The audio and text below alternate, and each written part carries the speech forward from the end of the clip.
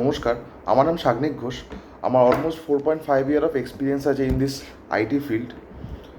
তো আমি আজকে ভিডিওটা বানাতে চলেছি ফ্রেশারদের যেসব ইস্যুগুলো তারা ফেস করে যখন তারা নতুন একটা কোম্পানিতে জয়েন করে।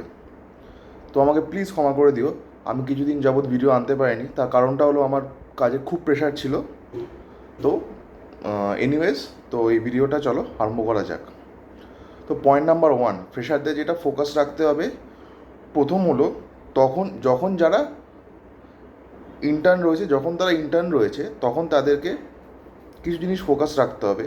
যেরকম তারা যে ডোমেনে আছে, মনে করো জাভা ডোমেন বা সেলসফোর্স টেকনোলজি, জাভা টেকনোলজি, যে টেকনোলজিতেই যারা আছে তাদেরকে প্রথমে খুব ভালো করে ট্রেনিংটা করতে হবে। খুব ভালো করে ইন দ্য সেন্স কীরকমভাবে, তোমরা প্রতিটা ক্লাস অ্যাটেন্ড করবে, ট্রেনাররা যা যা বলছে নোটসগুলোকে খাতার মধ্যে প্রপারলি নোট ডাউন করবে।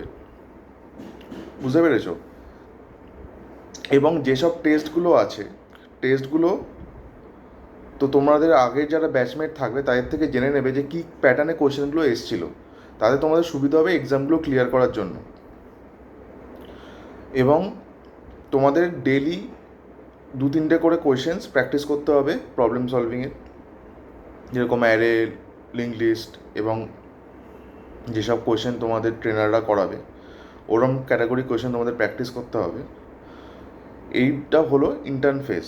এবার যখন তোমরা ইন্টার্নশিপ কমপ্লিট করে কোম্পানিতে ঢুকে অ্যাজ আ ট্রেনিং হিসাবে ঢুকছো, তখন তোমাদের কী করতে হবে? তখন তোমরা যখন ঢুকবে তো তোমরা সবাই তখন নন বিলেবল থাকবে। তার কারণটা নন বিলেবল কেন? ফার্স্ট রিজন হলো যে কোনো ক্লায়েন্ট তার প্রজেক্টে চাই হচ্ছে এক্সপিরিয়েন্স রিসোর্স। তো তার জন্য কোম্পানিটা কী বলে যে আমি তোমাদের কিছু এক্সট্রা রিসোর্স দিচ্ছি অ্যাজ আ বাফার রিসোর্স, তো তোমাদের কিছু পে করতে হবে না। তারা এইটা ক্লায়েন্টদেরকে প্রমিস করে। তো তাই জন্য তোমরা অ্যাজ ইনিশিয়াল নন বিলেবল রোলে থাকবে। তো তোমাদের চেষ্টা করতে হবে তাড়াতাড়ি যাতে তোমরা বিলেবল হতে পারো। তো এখন আইটিতে যে সিচুয়েশান চলছে, কদিন আগেই আমি একটা ভিডিও এনেছিলাম টিসিএস লে অফস নিয়ে।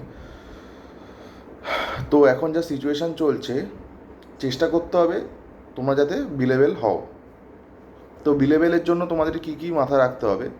প্রথমে হচ্ছে দেখতে হবে তোমরা যে প্রজেক্ট ম্যানেজারের আন্ডারে আছো তার সাথে যেরকম র্যাপো বিল্ড করবে, তোমরা অন্য ম্যানেজারদের সাথেও র্যাপো বিল্ড করার চেষ্টা করবে যারা তোমার টেকনোলজি নিয়ে ডিল করে।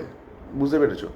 তো তোমাদের জানতে হবে সেসব প্রজেক্টগুলোতে, অন্য প্রজেক্টগুলোতে কোনো কেউ সিনিয়র ছেড়ে যাচ্ছে কি না, 2-3 বছরে কোনো সিনিয়র ছেড়ে যাচ্ছে কি না, বা হয়তো অন্য প্রজেক্ট কেউ সুইচ করছে কি না। চেষ্টা করবে ওই সব রোলে যাতে তোমরা নিজেদেরকে পুশ করতে পারো। তো পুশ করার জন্য তোমাদেরকে কী করতে হবে? প্রথম হলো তোমরা যে ডোমেনে আছো অ্যাটলিস্ট 2টো সার্টিফিকেশান তোমাদের করতেই হবে। তার কারণটা কি? আমি কেন বলছি সার্টিফিকেশানের কথা? আমি আগেও বলছি, আমি এখনও বলছি। তার প্রধান কারণ হলো অ্যাজ আ ফ্রেশার তোমাদের কোনো ওয়ার্ক এক্সপিরিয়েন্স থাকে না বা হ্যান্ডস অন এক্সপিরিয়েন্স থাকে না। ওইটাকে কম্পেনসেট করার জন্যই সার্টিফিকেশান দরকার পড়ে। তো সার্টিফিকেশান থাকলে অ্যাটলিস্ট তোমাদের একটা লেভারেজ থাকবে প্রজেক্টে যাওয়ার জন্য।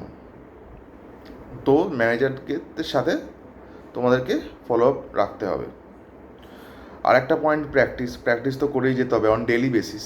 আর networking not only with defined project managers, আর কিছু সিনিয়রদের সাথে তোমাদের র্যাপো রাখতে হবে যা তোমার টেকনোলজি নিয়ে ডিল করে। তো তোমাদের একটু অফিসে লোকেদের সাথে কথা বলে জানতে হবে যে তারা কী টেকনোলজি নিয়ে কাজ করছে আর তাদের কী কী ইউজার স্টোরি আসছে। বিজনেস সিনারিগুলোকে তোমরা একটু দেখবে, জাস্ট জিজ্ঞাসা করতে পারো সিনিয়রদেরকে কেমন ইউজার স্টোরি নিয়ে তারা ডিল করে। তো এটাই তোমাদের একটা ক্ল্যারিটি আসবে।